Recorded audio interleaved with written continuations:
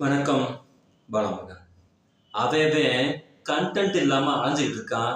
இந்த கேடி சைமன் என்ன பண்ணிட்டு இருக்கான்னு கேட்டீங்கன்னா, நாளொரு விதமும் பொழுதொரு விதமுமா என்னைய பத்தியே பேசுங்கன்னு சொல்லி வாயில சோத்த வச்சிருக்கானா இல்ல அதுக்கு பதிலா வேற எதையாவது வச்சிருக்கானு தெரியல.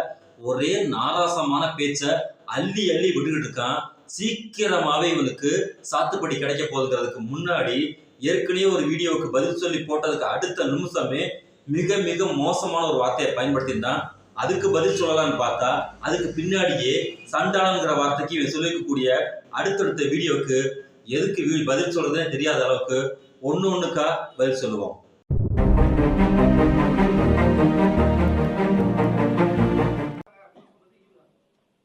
ஆமா, நீங்க திராவிடம் பேசுனீங்க, பார்ப்பனருக்கு எதிரான திராவிடம். நீங்க ரெண்டு திராவிட தலைவருக்கு இடையில ஒரு பெண்ணை படுக்க வச்சிருக்கீல்ல, பதிச்சிருக்கீல்ல. படுத்திருக்கிறது தவறாங்க? படுத்திருக்கிறாருன்னு அப்ப நீங்க படுத்தீங்கன்னா அப்படி சொல்லணும். அவர் சாஞ்சு இருக்கிறார், அப்படி சாஷ்டாங்கமா விழுந்து இருக்கிறார் அப்படி சொல்லுவாங்க. ஏதாவது தவறுன்னு ஒரு பட்டியல் போட்டு வெளியிட்டுங்களேன். நான் அதெல்லாம் தவறு அப்படின்னு படிச்சுட்டு பேசுறேன். படுத்திருக்கிறத படுத்திருக்குன்னு தாங்க சொல்லணும். கடற்கரையில 8 ஏக்கர் எடுத்து புதைச்சது உனக்கு வழியே தரல. ஒரு கடற்கரை தமிழின மக்களின் பொது சொத்து புதவழி ஆக்குறது உனக்கு கோவம் வரல. என்னது இது? என்ன விமர்சனம்? ஒரு மனுஷி படுத்திருக்காருன்னா படுத்திருக்குன்னு சொல்ல முடியும் தம்பி. இதுல என்ன விமர்சனம்? உனக்கு என்ன பிரச்சனை? சரி, இனிமே நான் படுத்திருக்கல, அப்படியே சாஷ்டாங்கமா விழுந்து கிடக்குறாங்கன்னு வேணா சொல்றேன், மாத்திக்கிறேன். பெரிய புத்திசாலி மாதிரி இவன் சொல்லியிருக்கான், இரண்டு நபர்களுக்கு இடையே ஒருவர். அந்த வார்த்தையை பயன்படுத்துறதுக்கு நமக்கு நாக்கு கூசுது. அதாவது தமிழ்நாட்டின் ஆகச்சிறந்த திராவிட பெரும் தலைவர்கள் சொல்லக்கூடிய முதலமைச்சர்கள் 3 பேர். அவங்களுடைய பெயரை பயன்படுத்தி இந்த அளவுக்கு கீழிறக்கமாக பேசுகிறான் என்றால் நாம் இந்த நாதாரின் சொல்லக்கூடிய இந்த சைமனை விட்டு விடுவோம். அந்த கட்சியில் இருக்கக்கூடிய அவர்களுக்கு ரோசமும் மானமும் முதல்ல இருக்கா? அதுதான் முக்கியமான விஷயம்.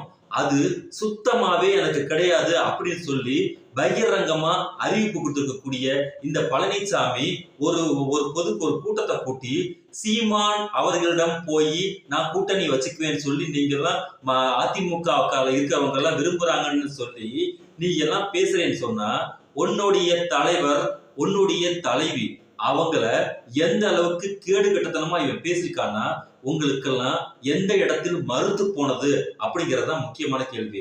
சரி, அது அரசியல் கட்சி தலைவர், அரசியல் கட்சி. 2வது, என்னைக்கு ஜெயலலிதா அம்மா இறந்தாங்களோ அன்னைக்கு அத்தனையும் முடிச்சு போனது அப்படிங்கறத தலையில சத்தியம் அடிச்சு மோடி எல்லாத்தையும் முடிச்சு விட்டு போனதுங்கிறது வேற விஷயம். சோ பழனிசாமி பத்தி பேசிலாம் நம்ம டைம் வேஸ்ட் பண்ண வேண்டாம். ஆனால் இந்த பொறுக்கி இருக்கான் பாருங்க, இந்த கேடு கட்ட 1ஆம் நம்பர் இந்த கழிசடி பொறுக்கி இருக்கான் பாத்தீங்கல்ல, ரோட்டுக்கரையில போதைய போட்டு அலையக்கூடிய கேடி இருக்கான் பாத்தீங்கல்ல, அந்த கேடி சொல்லியிருக்கான், இது என்ன சுடுகாடா? கடற்கரையில 8 ஏக்கர்ல ஆக்கிரமிச்சிருக்கீங்கன்னு கேட்டா, டே பேடி, அது சுடுகாடு தாண்டா பேடி. அது தெரியுமாடா உனக்கு? சென்னை கார்பரேஷன்ல இருக்கக்கூடிய அந்த சென்னை பல்கலைக்கழகத்திற்கு எதிராக இருக்கக்கூடிய அந்த இடம் அங்க கார்பரேஷன்ல சுடுகாடு என்று தாண்டா பதிவு செய்யப்பட்டிருக்கு. தெரியுமாடா உனக்கு? பரதேசி. அப்படி இருக்கக்கூடிய சூழ்நிலையில இந்த இடத்துல அறிஞர் அண்ணா அவர்களுக்கு அந்த இடத்துல சமாதி வச்சிருக்கிறோம். அதுக்கு அவங்களுக்கு எம்ஜிஆர் முதலமைச்சர்களை அந்த இடத்தில் வைப்பதனால் உனக்கு என்னடா பிரச்சனை? இது என்னடா ஒரு அரசியல்னு சொல்லிட்டு நீ பேசுற? அந்த இடத்துல ஏன்டா வைக்க கூடாது? அதுக்கு என்னைக்காவது ஒரு நாள் நீ பதில் சொல்லியிருக்கா? இந்த இடத்தில் வைத்தால் இங்கே எனக்கு நொட்டுகிறது என்று எந்த இடத்துல நீ பதில் சொல்லியிருக்கா? அது யாராவது ஒருவர் இன்று வரை எதிர்த்திருக்கிறார்களா? அதுதான் முக்கியம். இங்கே தமிழ்நாட்டு மக்களால் போற்றப்பட்ட முதலமைச்சர், தமிழ்நாட்டு மக்களை மேலிடத்துக்கு கொண்டுட்டு வந்த முதலமைச்சர்கள் அங்க படுத்து வருகிறார். அவங்களுடைய இறப்பை வைத்து எவனாவது இந்த தமிழ்நாட்டுல அரசியல் பண்ணிருக்கானா? முதல்ல பிறப்புக்கும் இறப்புக்கும் உள்ள வித்தியாசம் முதல்ல உனக்கு தெரியுமாடா? பொணம் திண்ணி அரசியல்னு சொல்லி இதனால வரைக்கும் உனக்கு சொல்லிட்டு இருந்தோம். ஆனா முதல்ல ஒரு பொணமே அரசியல் பண்ணக்கூடிய விஷயத்த இன்னைக்குதான் பாக்குறோம். முதல்ல நம்ம அனைவருக்குமே தெரிஞ்சிருக்கக்கூடிய விஷயம், பிணம் பேசாது. இறந்தவங்க யாருமே பேச மாட்டாங்க. ஆனா இங்க ஒரு பணம் இருக்கு பாத்தீங்களா, நடைப்பிணம்னு ஒருத்தர் திட்டம் பாத்தீங்களா, அந்த நடைப்பிணத்திற்கு தமிழ்நாட்டிலேயே ஒரே ஒரு உதாரணம் கேட்டா இந்த சைமன் செபஸ்டின் சொல்லக்கூடிய இந்த சீமான்கிறவன் தான் அதுக்கு முழு உதாரணமா நம்ம எடுத்துக்கொள்ளலாம். ஏன்னா ஒருவரை ஒரு செய்தியாளர் செருப்பை எடுத்து அவன் அடுத்த அலையில அடிக்காத குறையா கேள்வியை கேட்கிறார். நல்லா கழுவி அவன் முகலை எச்சி உமிழ்கிறார். அதற்கு அவன் பதில் சொல்றான் அப்படிங்கிற பேர்ல அவன் முழு மூச்சா மூர்க்கவாதி மாதிரி கேவலமா அவனை என்ன சொல்றதுனே தெரியல, அவ்வளவு மோசமா பேசுறான். படுத்திருக்கிறார்கள், இரண்டு பேருக்கு நடுவே படுத்திருக்கிறார். ஏண்டா பிரசன்ட் டென்ஸ் பாஸ்ட் டென்ஸ் உனக்கு தெரியுமாடா? உனக்கு நிகழ்காலம், இறந்த காலம், எதிர்காலம் உனக்கு தெரியுமாடா? நீ எல்லாம் படிச்சிருந்தா உனக்கு தெரியுமாடா? படிக்காத கபோதி, தற்குறி, நீ 1ஆம் நம்பர் தற்குறி, நீ ஒரு 1ஆம் நம்பர் விரல் உருட்டி, நீ எல்லாம் படிச்ச மாதிரி. அதனால உன்னோட ஆள் மனதில் இருக்கக்கூடிய போபியா என்ன தெரியுமாடா? நீ வெறும் 40க்கு 40 ஆளெல்லாம் அடிச்சு விடுற தெரியுமா? வெறும் டாக்டர், இன்ஜினியர், பேராசிரியர் அப்படி கூந்தல்ல அடிச்சு விடுற தெரியுமா? அதற்கான விளக்கம் என்ன தெரியுமா? நீ ஒரு 1ஆம் நம்பர் தற்குறி.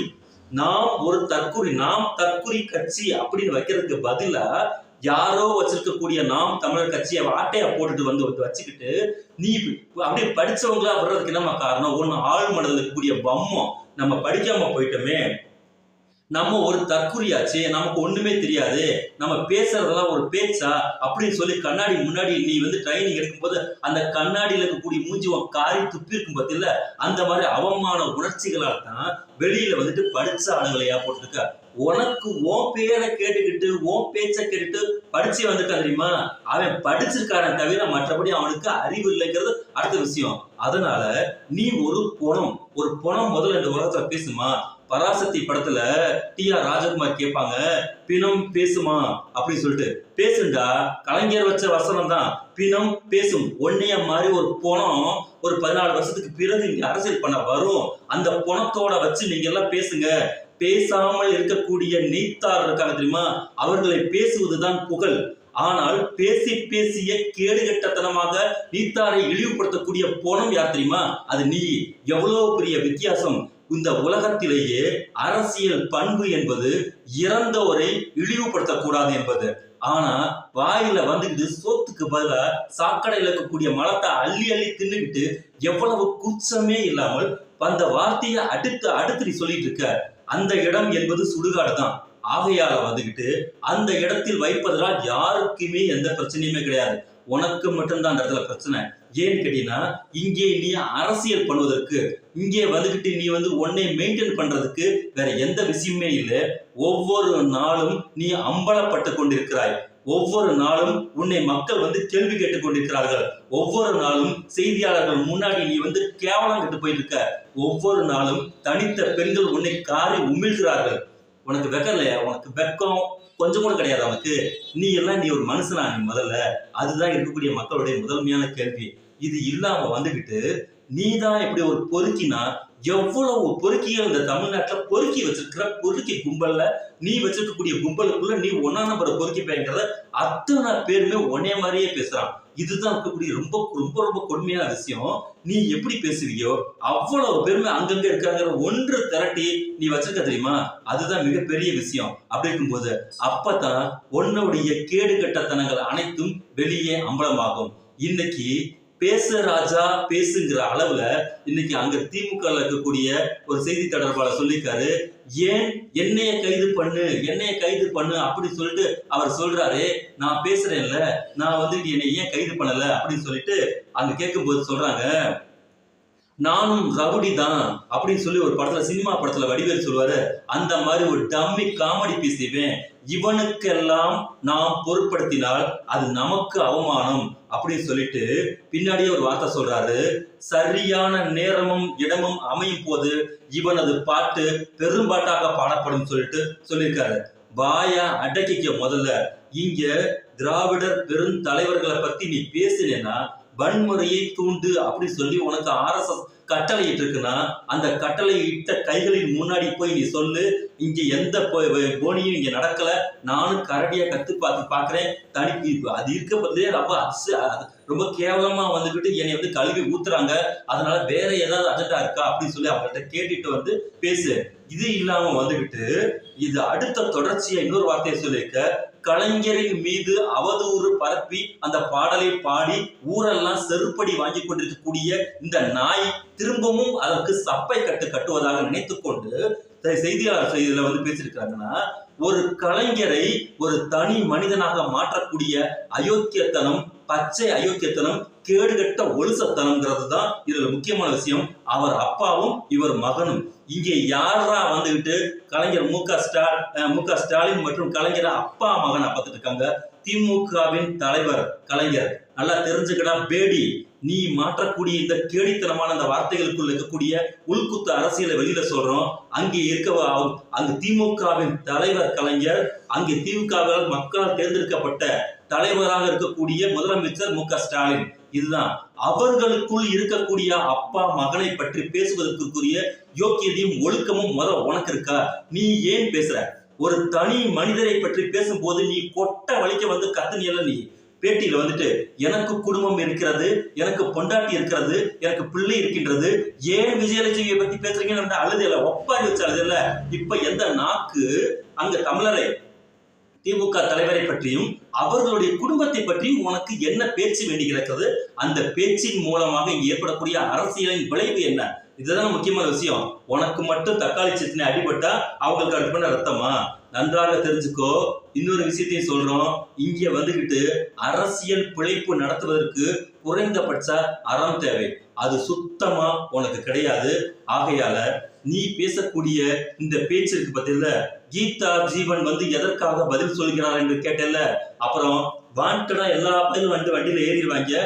அப்புறம் நீ ரோட்டுக்காரில நீ வந்து தலை வச்சு படுக்க முடியாதுங்கிற அளவிற்கான வண்டியான சரக்குகளை இங்க கையில வச்சிருக்காங்க. உதாரணத்துக்கு ஒன்றே ஒன்று, அடுத்தவர்களின் மாண்பு குறைந்து விடக்கூடாது என்பதற்காகத்தான் இதை நாங்க அடக்கி வாசிக்கிறோம். ஒரு பெண்ணுக்காக, இறந்து கூட ஒரு பெண்ணுக்காக அடித்து கொண்டு அலைஞ்ச 2 பேர் சொல்லியிருக்காங்க. அதனால நான் இந்த அளவுக்கு வந்து வார்த்தையோட நிப்பாட்டிக்கிறேன். அதனால உன்னுடைய அரசியல்னா அரசியலோட நிப்பாட்டு. தனி மனிதர்களுக்குள்ள நீ இறங்கி வந்த, தனி மனிதனுடைய பார்டர் எந்த அளவுக்கு இருக்கோ அந்த அளவுக்கு எல்லாரும் இறங்கி வருவாங்க. ஏன்னா மாண்பு என்பது மேலோட்டமாக இருப்பது, சரியா? ஒவ்வொரு பள்ளத்தையும் திறந்து இது பறிச்சுன்னா அங்க இருக்கக்கூடிய வேறு அனைத்துமே கரடு முரடானதுங்கிறத முதல்ல நீ தெரிஞ்சுக்கோ. அதனால பாடம் அரசியலில் கற்றுக்கொண்டு இங்க வந்து தன்னடக்கத்தோட பதில் சொல்லு. இல்லைன்னா போற பக்கம்ல உனக்கு செருப்பு மேலதான் விழுகுங்கிறத மனசுல வச்சுக்கோ. ஆரம்பிக்கலாம்.